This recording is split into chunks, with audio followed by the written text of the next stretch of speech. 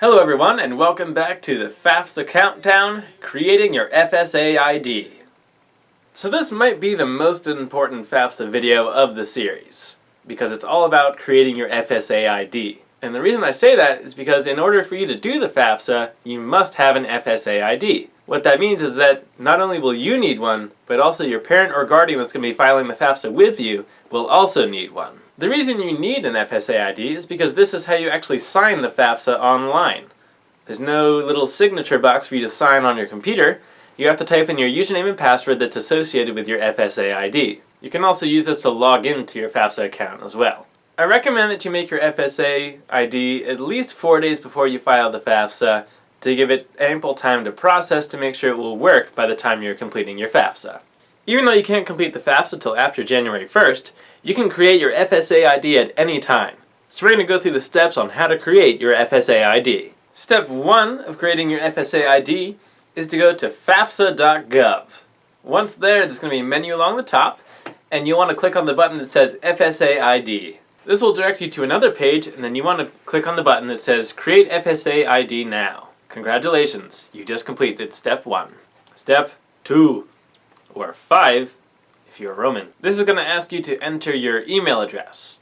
Make sure this is an email that you can readily access, and it's something that outside emails can come into. If you have a school-associated email that does not allow outside emails to come in, don't use that email, because you will need to receive emails about your FSA ID in order to confirm that it is actually you that's creating it. Also keep in mind that the email you're using for your FSA ID and the email for your parents' FSA ID cannot be the same email address. You must use separate emails, so if you don't have your own personal email address separate from your parents', you might want to go ahead and make one now. Step 3. This is where you're going to create your username and password, also known as your FSA ID. So moral of the story is don't lose these, because these are very important. You need to use this to log into your FAFSA, and you also use it to sign your FAFSA. Write it down somewhere, keep it safe, make sure that it's something you can remember, or that you've written it down somewhere where you can remember that is. Don't lose it. Once you've entered in your username and password, it'll then direct you on to the next page.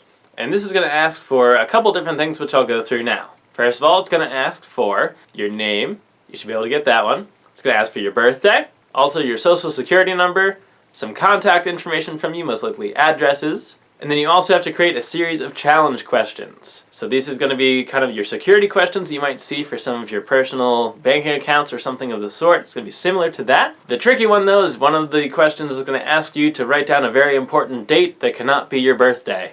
So start brainstorming now as to what that might be. Step 5 is going to be to verify your account. And the way you're going to do that is going to send you an email to the email that you put in on the first page, and you'll be able to verify your account that way. By doing so, that it legitimizes that you are in fact creating the account, and then your account will be reviewed, and in a couple of days you should be officially able to use your FSA ID to complete the FAFSA. The most important things to remember about creating your FSA ID is that both you and your parents will need one.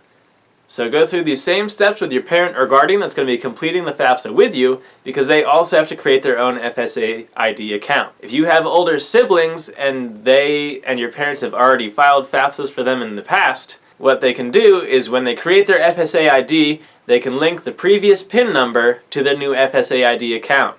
It makes it a lot easier for the verification purposes.